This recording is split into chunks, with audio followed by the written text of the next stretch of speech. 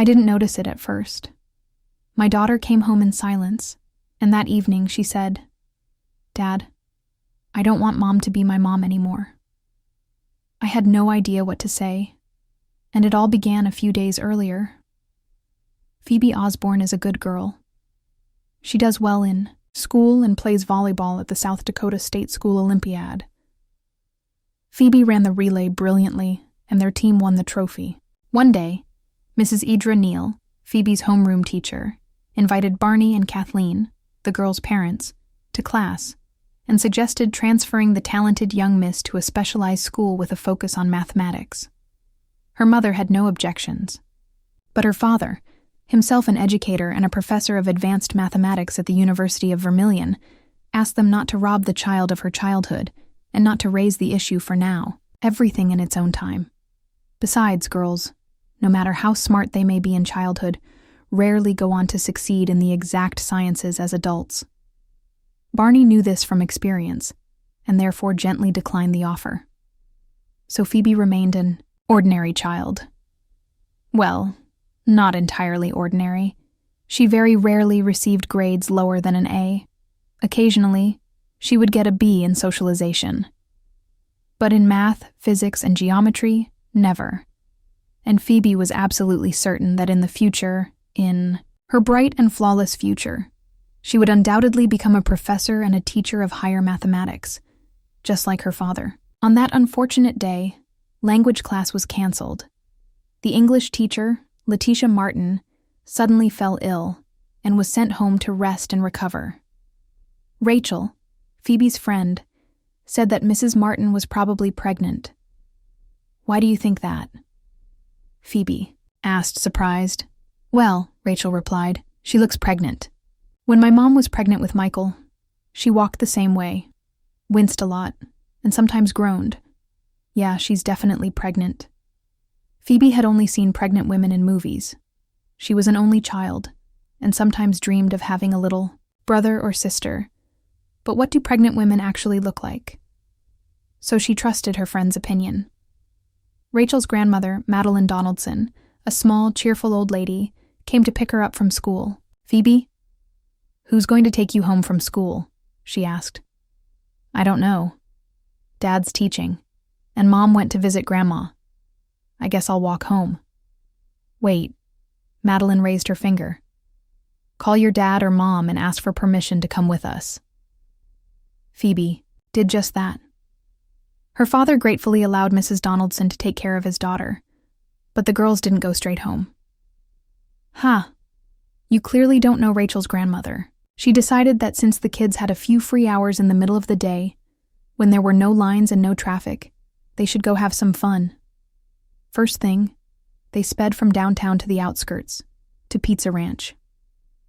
This little cafe served amazing pizza with smoked farm sausages In the same building, just to the right was the entrance to Hoveler's Bar, where couples staying at the motel in the back often stopped in for steaks and beer.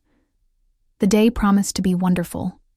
Sunny and warm, the group sat by the window, devouring pizza, washing it down with cola, chatting about silly things, and feeling genuinely happy about their unexpected freedom. Rachel suddenly glanced at her friend with concern. "Ah, Phoebe, isn't that your mom?" Osborne looked out the window. "Yes, absolutely. No doubt about it." Outside the cafe, walking arm in arm, was a couple, a tall, long-haired young man and Kathleen, her mother. They were holding each other close, talking and laughing like a pair of happy lovers. Phoebe muttered, "Interesting. What is Mom doing here? She's supposed to be at Grandma's in Akron." Mrs. Madeline looked at the girls with a mixture of confusion and feared that it seemed she had realized something that was still beyond the grasp of 14-year-old children. Phoebe quickly pulled out her phone and called Grandma Clemens. She answered right away. "Grandma, could you please get Mom?" the granddaughter asked. Kathleen is in the bathroom right now. I'll ask her to call you back." The grandmother replied that a few seconds later, through the thin glass, Phoebe heard her mother's familiar ringtone, "Don't Know Why" by Norah Jones. And just a few seconds after that, Phoebe's phone vibrated. "Sweetheart, did you call me? Is everything okay?" The couple was standing right outside the window, practically in front of the table where Phoebe and her friend were sitting. "Mom, where are you?" "I'm at Grandma's." "Why are you asking? Is everything all right?" "Yeah, Mom," Phoebe said darkly. "Everything's just fine." And she hung up. Phoebe Osborne stood up thoughtfully. Madeline asked cautiously, "Phoebe, sweetheart, what are you planning to do?" "Mrs. Donaldson, I want to understand what's going on." "Don't, dear. There's no need to find anything out. Let's just go to the movies." "I'm sorry, Mrs. Donaldson, but I need to know." Madeline stood up. "Phoebe, then I'll go with you. You could be in danger. This is a very bad situation." And Phoebe, accompanied by her friend and her friend's grandmother, walked out of the cafe. The couple had just turned the corner, heading toward the motel rooms. "Wait," Phoebe said. "They shouldn't see us." She was referring to her mother and the man she was with. "Phoebe, maybe you should call your father. He's an adult. He'll know what to do. But what if it's just an innocent meeting, and I worry Dad for nothing?" "Mrs. Madeline, I think it's better if you don't get involved in this situation." "I'm sorry, sweetheart, but I promised Mr. Osborne I'd look after you. How could I face him if something happened to you?" And so, the three of them cautiously moved forward like a weary little flock. Kathleen and her companion entered the motel, exchanged a few words with the concierge, and turned left down the hallway. Phoebe and her group stopped. "Well, what now?" Rachel asked. "I'm going to take a look," Phoebe said, and stepped inside. "Hello," she addressed the concierge. "My mother just came in here, but I don't know the number of our room." "And how am I supposed to know that you're the daughter of the lady who checked in?" the concierge asked. "That lady is Mrs. Osborne. Kathleen Osborne. Here's my driver's license. See? Phoebe Osborne. Kathleen Osborne is my mom. The Donaldsons came up behind her." "I'm not sure," the concierge said with a slight smile, "that your mother wants to see you right now." At that moment, Mrs. Madeline stepped in. "Listen, young man, the woman who just walked through that door is the mother of this girl." "And who are you?" the receptionist asked. "I'm her grandmother. If you don't give us the room number and let us through, I'll be forced to call the police. Do you want trouble?" The young man scratched the back of his head. "I'm afraid that if I let you through, I'll get into even more trouble." "Don't worry, young man. All family matters will be handled discreetly." And Mrs. Donaldson placed a $100 bill on the counter. She looked closely at the hotel clerk and added another. The young man thought for another half-minute and came to the right conclusion. "All right, roommate, go ahead. But I didn't let you in. You forced your way in. Got it?" Phoebe, accompanied by the others, cautiously approached door number 8 that she touched the handle. The door was unlocked. Thank God, that must mean nothing inappropriate was happening inside. And Phoebe walked in. What she saw was a shock, as if she'd been hit by a truck. Her mother, Kathleen Osborne, had always been regarded as the embodiment of aristocratic virtue and impeccable cleanliness. But now she was sitting naked at the edge of the bed, and in front of her stood that same guy, also undressed. What was happening between them left no room for doubt. It was humiliating, shocking, and disturbingly crude. Phoebe couldn't believe her eyes. Nausea welled up inside her, as if some instinctive repulsion had kicked in. She vomited all over the telephone table, the phone, and the vase of artificial flowers. Mrs. Donaldson grabbed Rachel and pushed her out the door, shielding her granddaughter from the obscene scene. Kathleen pulled the disgusting thing out of her mouth, the one she had just been pleasurably toying with, and stared at her daughter. "Phoebe, what are you doing here? That's what I should be asking." Phoebe, pale as a sheet, wiped her mouth with her sleeve. "Mom, what are you doing?" the guy asked. "Mom, that's your daughter." No one answered him. Then he stepped toward Phoebe and twisted her blouse around his fist, so tightly the buttons began to pop. "Phoebe, baby," he said, leaning close to the girl's face, his voice sweet, but threatening. "You didn't see anything. Got it? You saw nothing and you're going to keep quiet." "Mom," Phoebe whimpered pleadingly, and Madeline, who had been standing by the door, growled threateningly. "Young man, let go of the girl. Right now." "And what are you going to do, you old shrew? Throw sand at me. I'm calling the police." But with a swift motion of his left hand, the guy knocked the phone out of the old woman's grasp. Phoebe cried out again. "Mom!" "Rick, let go of my daughter. You're hurting her. No one tried to stop this brute." Madeline understood she wouldn't be able to take the girl back. She didn't have the strength to even budge this Rick from his spot. And the mother?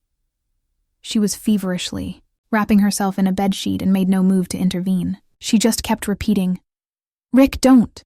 Rick, stop. Please." Phoebe realized she would have to handle this on her own.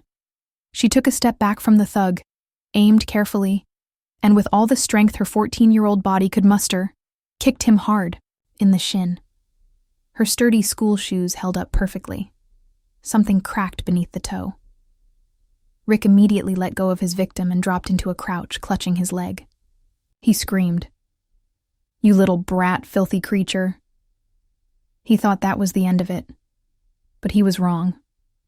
The next blow landed squarely on his face. His nose cracked. Blood gushed like a fountain onto the carpet and Phoebe's white knee-high socks. "You freak. Leave my mom alone." "Got it?" Phoebe rasped, then kicked him a third time, right in the hands he was using to clutch his broken nose. Fingers crunched under her shoe. Phoebe had a foolish thought. Today is crunch day. She wasn't crying, but she trembled with fear and anger. Mrs. Donaldson grabbed the girl's hand. "Phoebe, dear, let's get out of here. You shouldn't be here, daughter." "Wait outside," Kathleen ordered. "I'll get dressed and we'll go home." "Oh, screw you, idiot," snapped Phoebe, stepping out into the corridor, where a stunned Rachel stood against the wall. A woman with curlers on her head peeked out from the neighboring room, and behind her stood a man in glasses and a bathrobe. The girls headed toward the exit. The guy at reception asked sarcastically, "And you call this confidential?" They didn't reply. They got into Grandma Madeline's car and went home to the Donaldsons. Grandma Madeline washed Phoebe's knee socks and blouse, dried them in the dryer, and ironed them. Bloodstains remained faintly visible on the white fabric. Phoebe's father picked her up from her friend's house. In the car, he kept trying to talk to his daughter as usual, but the girl remained silent or responded with short, meaningless phrases. At home, her cheerful mother greeted them. She kissed her husband and reached toward her daughter. "Mom, don't kiss me." "But why, dear?" Kathleen asked, confused. "You know why. Don't touch me. And don't kiss me. Got it? Never kiss me again." Barn became concerned. "Phoebe, what's happened? Why are you talking to your mother like that?" Kathleen immediately came to her daughter's defense. "Leave her alone, Barney. The girl's probably having a rough day. She's just in a bad mood. Come to the table," her mother fussed. "I made lasagna with bolognese sauce. It turned out delicious." Phoebe quietly walked to her bedroom and gently closed the door. Kathleen looked into her daughter's room. "Honey, come eat with us. Let's sit down together as a family." "We can." The girl interrupted her. "Mom, I'm not eating anything you've cooked." "Got it? But because I don't know what else you've touched or where else you've put your fingers, that's enough. Leave me alone." Her father gently moved Kathleen aside and stepped into the room. "Phoebe, why are you speaking like this? She's your mother." "Damn it, Dad. I don't want her to be my mother." Barney approached his daughter and carefully hugged her. "Phoebe, sweetheart, what's wrong? Tell me what's happened. You, your mother, and I can resolve anything. Come on, my sunshine." And then Phoebe broke down. Tears poured down her face, Her lips trembled and her voice cracked. Dad, I'm scared. I beat someone up. I broke his nose and kicked him. Now they're going to arrest me and put me in jail. My God. Girl, who did you beat up? Some Mr. Rick. Oh God. Who's that? Kathleen explained. It's Richard Jones. She broke his nose and 2 fingers on his right hand. He also has a hairline fracture in his shin. Wait, Barnes said in astonishment. Jones? You mean the tall artist from your company? Yes, dear. He's that advertising artist from our company. Barnes turned toward Phoebe. Phoebe, you beat up a man who's twice your size. Phoebe nodded. She began, trembling again as if shivering from cold. All right. I'm waiting for an explanation, Osborne said, turning to his wife. Rick.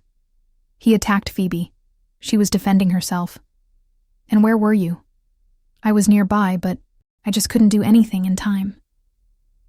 Phoebe kicked him so quickly, 3 times. Phoebe spoke in a dull, lifeless voice. Mom, you didn't protect me. Dad, she betrayed me. She doesn't love me. That Rick. He wanted to hurt me, and Mom did nothing. She didn't even try to defend me. She doesn't love me. Dad, what should I do? I feel terrible. Phoebe, sweetheart. Mom says you were just defending yourself. No one will arrest you. And if they try, I won't let them take you. I'll hide you and hire the best lawyers. It's okay, my darling. Calm down. Everything's all right. Nothing is all right. Dad, if you only knew. Oh, I feel so bad. Kathleen realized the hopelessness of her situation and finally decided to confess. Barn, I have to admit something. Today, Phoebe saw me pleasuring Richard Jones. Osborne winced as though struck by a sudden headache. He asked softly, Why did you do it? Well, it just happened. But you must know that I love you, and only you. I didn't cheat on you. It was just... Mom, if I hadn't entered that room, would you have cheated on Dad? Kathleen raised her palm defensively. Barney, it was an accident, believe me. I've never done anything like that before, and I don't intend to ever again. Allow me to clarify, Osborne began. You were in some room at the Old Bison Motel, Phoebe gloomily clarified. Thank you, sweetheart. So, Kathleen Morris, he deliberately used her maiden name, something Kathleen didn't like at all. You were sitting in a motel room, Anne. Naked, both of them, Phoebe added again. Care to explain how that happened? Barn asked, excessively calm. I told you, Barney, it was purely an accident. I swear to you by everything holy. I swear on my mother's life. It was the first and last time. At this point, Phoebe couldn't hold back and screamed. Mom, how could you? How could you put that disgusting thing in your mouth? You. You always taught me to be a real lady. You said a girl should have cried. You taught me to maintain my dignity. Mom, what were you thinking? That image will haunt me for the rest of my life. Have you gone crazy, Mom? You didn't even lock the door. Kathleen shrugged helplessly and mumbled, Well, we've never been disturbed before. Immediately realizing what she just said, she covered her mouth with her hand and backed out of the room. Barn bitterly pressed his lips together and closed his eyes. He sat there holding his daughter tightly for about 5 minutes. His wife didn't dare disturb them. Barn finally stirred. So it was just one time. Just one time. All right, sweetheart. Don't be afraid. Were there any witnesses? Yes, Dad. Rachel and her grandmother were there. There was also another man and woman. I don't know them. They were, in room 7. And that jerk hit Mrs. Donaldson's hand and knocked her phone away. Mrs. Donaldson said she was going to call the police. Did she call? No. She decided not to call. She said it was a family matter and she didn't want to. Damage Mom's reputation, her father prompted. Yes, I see. Well, Phoebe, That means you're not going to jail. Mr. Rick, or whatever his name is the one going to jail. Calm down, my heroic girl. You're probably hungry now. Phoebe relaxed. If Dad said everything would be fine, then it certainly would be. Yes, Dad. I wouldn't mind eating. But you're not going to eat what Mom cooked, as I understand. I can't. I just can't, Dad. It would make me sick. I'm sorry. But you need dinner. So do I. Let's go somewhere. Grab a bite and we can talk. We won't be able to have a proper conversation here. Do you think I'm right? Phoebe nodded. Barney thought for a moment and added, let's go to the old lumber. We'll sit down there.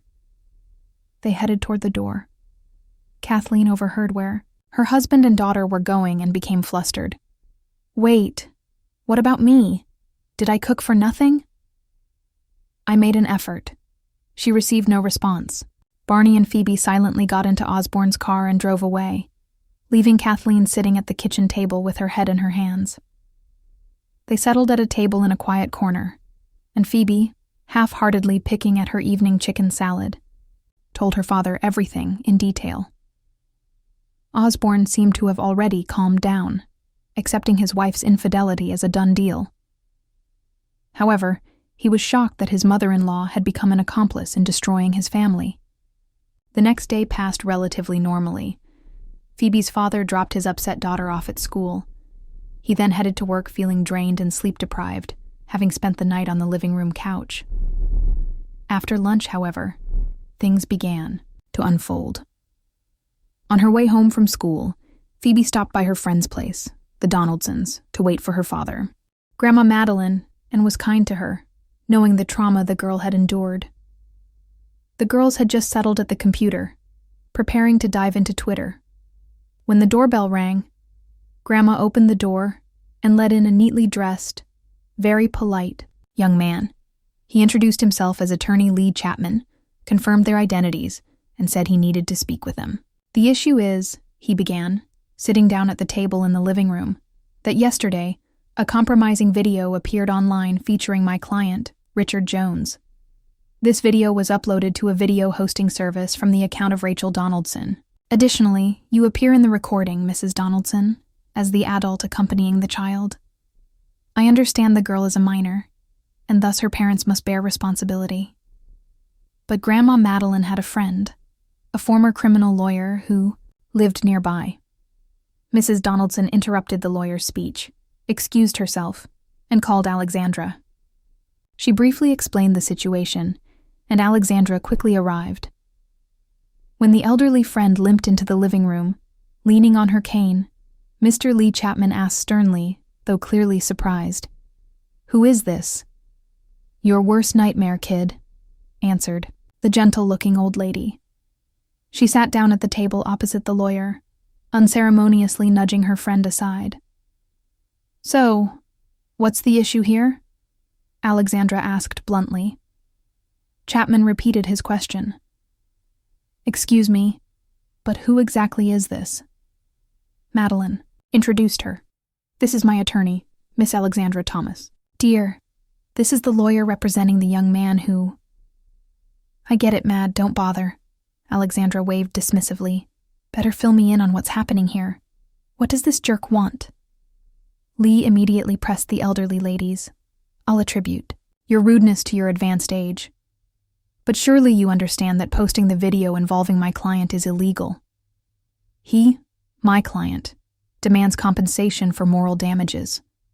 I'm attempting to reach an out-of-court settlement." He wasn't allowed to finish. Alexandra raised her hand sharply. "Hold on.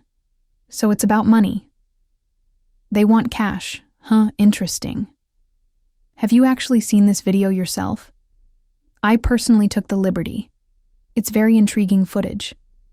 "Yes, of course. I've reviewed it thoroughly. And just what exactly did you see there?" Lee protested indignantly. "It doesn't matter what I saw. What matters is that my client's right to privacy has been violated." Alexandra looked at the young man with pity and contempt. "Shut up, idiot." Lee Chapman's eyes bulged, and he choked on his words, while Alexandra calmly continued. The video clearly and explicitly shows a criminal act. A grown man without any justification assaulted a defenseless child, my client. By the way, Madeline, could you put some coffee on? I'll finish up soon and we can taste my croissants. I brought pastries. Girls, are you joining us? Phoebe and Rachel nodded enthusiastically. Now, where was I? Mrs. Thomas shook herself back to the matter at hand. Mrs. Madeline prompted about the defenseless child. Oh, right. As I was saying, my client didn't just have the right, or could have filmed it. She was obligated to document evidence of a criminal act. It's her civic duty. Do you understand me, you worthless scarecrow? But, Chapman stammered, clearly disoriented. But this is a private matter. He was interrupted again. I don't remember the exact article number. Sorry, sclerosis, but let me quote it for you. The elderly lawyer closed her eyes. Consent to publish or use a citizen's image is not required if it's necessary to protect public order and national security. What private life could a criminal possibly claim? But my client isn't a criminal. This video is destroying his family. He's the one who was harmed. He was beaten. He's the victim here. Oh, sure, Alexandra mocked. A grown man trying to strangle a little girl got kicked in his crown jewels. Ha! Such a defenseless victim. Well, I can see you've already realized that you've hopelessly screwed this case up. The old lawyer narrowed, her eyes at her opponent. Well, since you've understood everything, Alexandra said, slapping her hands down on the table, then get lost. Meanwhile, Madeline and I will enjoy some coffee. Mrs. Donaldson shook her head disapprovingly. Alexa, dear, you've spent too much time around criminals. Phoebe turned to Rachel and asked sternly, Did you film that video at the motel? Yes, Phoebe. Let me explain. But Phoebe interrupted her. Then why did you upload the clip to YouTube? My mom is in it. Naked. Rachel, how could you do this to me? Rachel's lips began to tremble, and tears welled up in her eyes. I was afraid they would take you to the police and never let you out again. I wanted everyone to know that it wasn't your fault. I was scared for you. It's true. I wanted everyone to see that you were only defending yourself from that jerk. Grandma Madeline gently reproached her. Sweetheart, you should have discussed it with me first. I'm sorry, Rachel cried. I ruined everything. But her grandmother's friend intervened. No, Rachel, you didn't ruin anything. Legally speaking, it was the right move. You did well. Now your friend is safe. As for her mother, well, she's an adult, and children's interests must always come first. Phoebe, don't be angry with her. Rachel did the right thing, Grandma Donaldson added. I didn't call the police only because I feared compromising the Osborne family. Now I don't even know what to do, or what might happen. Just then, Barney arrived to pick up his precious daughter. On their way home, Phoebe thoughtfully said to her father, Dad, I probably won't become a math professor after all. I want to become a lawyer, an attorney. Well, he replied, that's a very good choice. With your intelligence, you'll become the best lawyer in this country. Barney always supported his daughter's ambitions. The house had become a gloomy place. Phoebe used to come home joyfully. Her mom and dad, happy and in love, were always waiting. It was warm and cozy. There were evening conversations at dinner, board games before bedtime, and her mother's goodnight kiss. Now, the house felt like a graveyard. Oppressive silence weighed heavily upon the girl. Her mother hid in the bedroom, silent. Her father had dragged the sofa from the living room into the spare room, slept there, and was silent. Phoebe locked, herself in her room, browsing the internet, also silent. It was as if everyone was waiting for something, a disaster perhaps. The house had grown cold. Everyone shivered and bundled themselves up in whatever they could find. It was a sad sight. a miserable existence. On Sunday, closer to noon, a canary yellow Intermechanica convertible swerved crookedly onto the driveway, honking repeatedly. When the entire family stepped onto the porch, a drunken Richard Jones climbed out of the car, his face bandaged and his arm in a cast, and shouted, "What? Didn't expect me, did you? You bastards." Many neighbors who have been busy with various tasks on their lawns dropped everything and drew closer to the Osborne property. Some pulled out their phones and started filming. Apparently, everyone had already seen the clip of Richard online and was eagerly awaiting a sequel. Barney went back inside the house, leaving his wife and daughter on the porch. Jones shouted, drunkenly, "What? Scared, Professor? You can't push around your little students now. You're facing a real man. Yeah, that's right. Run away." He staggered but leaned against the hood of his car, managing to keep his balance. "And you little brat." He pointed his finger at Phoebe. "You'll get what's coming to you. I'll twist your head off, you worthless insect. Got it? You destroyed my family. You destroyed my life. You're going to die. Think it's over. Think it ends just like this. No, oh. You're dead." Barney stepped back, onto the porch, positioning himself protectively in front of his wife and daughter. Kathleen and Phoebe exchanged frightened glances. Tucked behind their father's waistband was his Ruger. Barney stood calmly, narrowing his eyes at the troublemaker. "What are you staring at?" Rick shouted. "You think I won't beat you up? I'll beat you with one hand so badly, you'll be coughing up blood for a week." Yeah, I slept with your wife. I did whatever I wanted with her." "Ha ha ha." Pathetic cuckold.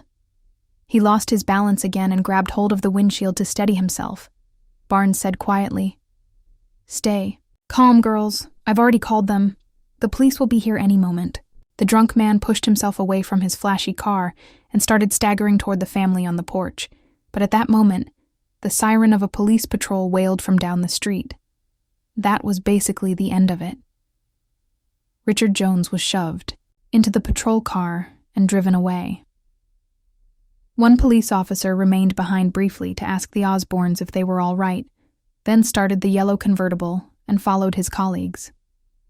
Barn glanced grimly at the neighbors who stood frozen nearby, then turned and walked into the house. No one discussed what had just happened. Everyone silently drifted off into their rooms. The next day, Phoebe was picked up from school by her mother. Kathleen entered the living room, sat down on the sofa, and tossed an official-looking envelope onto the table. "Your father filed for divorce," Kathleen announced gloomily. "What else did you expect?" Phoebe replied calmly, then went to her room. Barney didn't come home. By 10 o'clock, both daughter and mother had become worried. Kathleen started calling her husband's parents, friends, and acquaintances. No one had seen him. Phoebe told her mother, "Let's go. I know where he is." They drove to the old lumber restaurant. Inside, the bartender nodded at Phoebe from behind the bar like she was an old acquaintance and indicated with his eyes toward the far end of the room. In a dim corner sat her father, leaning back against the wall, one hand resting on the back of a chair, the other on the edge of the table. He stared blankly ahead. In front of him were 2 bottles of bourbon, one completely empty, the other half empty. "Sweetheart," Barney asked in a completely sober voice. "What are you doing here?" "Dad, we couldn't find you. Let's go home, please." "Yes, it's time to go home." Barney agreed. He stood up, swaying slightly. His daughter immediately slipped under his arm. "Dad, lean on me from the other side." His wife tried to support him as well, but Barney pushed her away, step aside, then to his daughter. "Tonight, my princess, you're in charge. I'm just too tired." "All right, Dad." "Okay." At home, Phoebe guided her father to his room and dropped him onto the bed. Barney immediately began snoring. He was out cold. The girl pulled off his shoes and pants, She unbuttoned his shirt but couldn't take it off because she didn't have the strength to roll over a 180-pound man. She covered him with a blanket and turned off the light. In the living room, her mother was sitting silently. She asked, "How is he?" "He's sleeping," Phoebe replied and sat down in an armchair, lost in deep thought. After about 5 minutes of heavy silence, Phoebe spoke. "You know, Mom, I used to have a family. I had a father I was proud of, and I had a mother I admired. Now I have an alcoholic for a father and an adulteress for a mother." Kathleen silently lowered her eyes. "My family has fallen apart. I have no one left.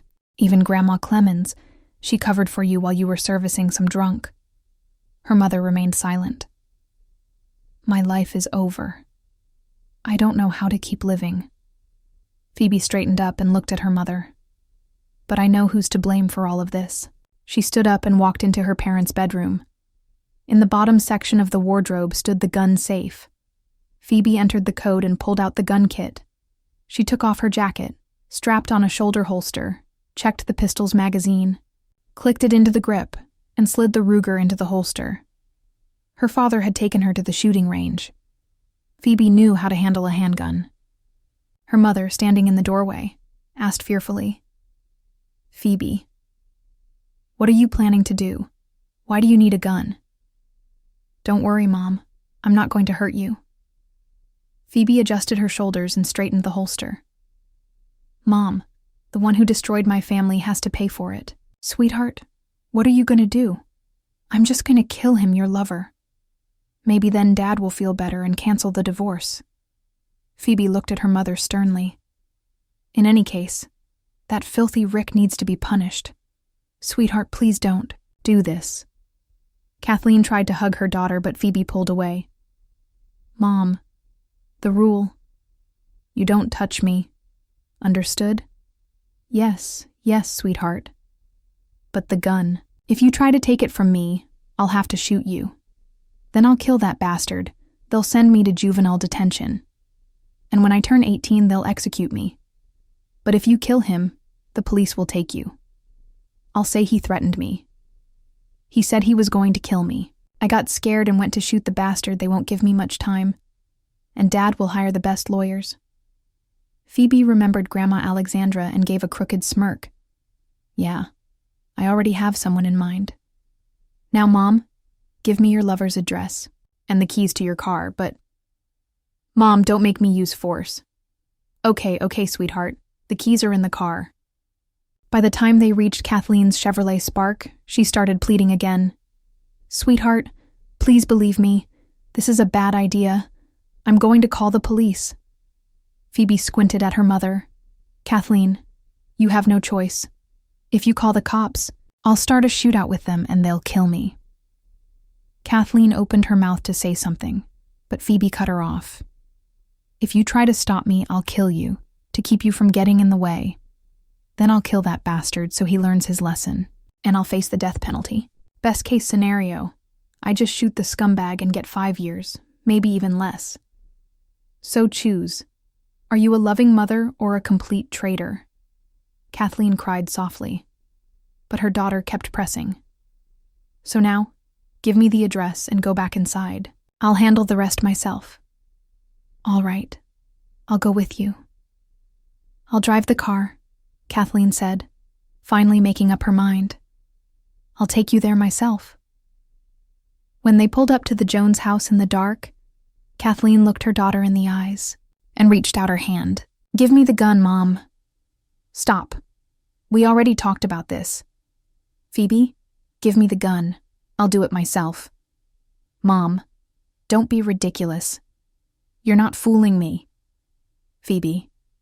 "Sweetheart, I can't let my child suffer because of my stupidity. Give me the gun.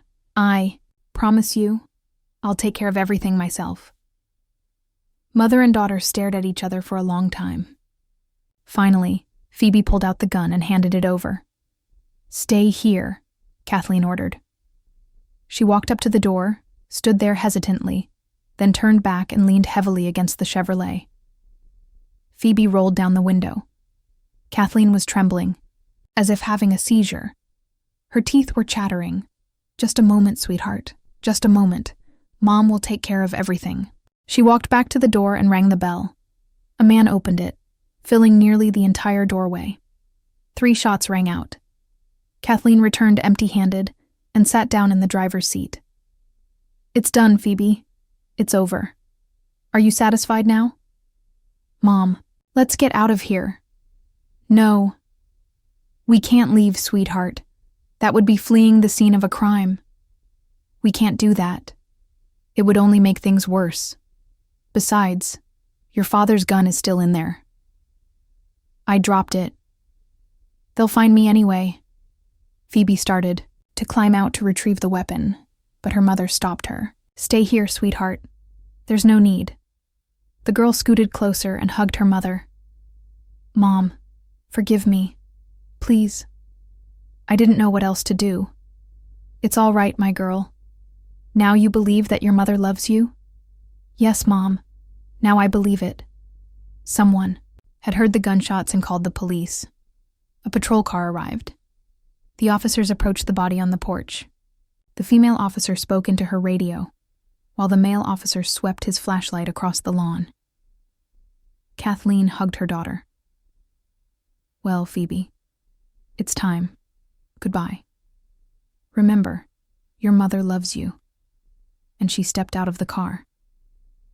A police officer stopped her.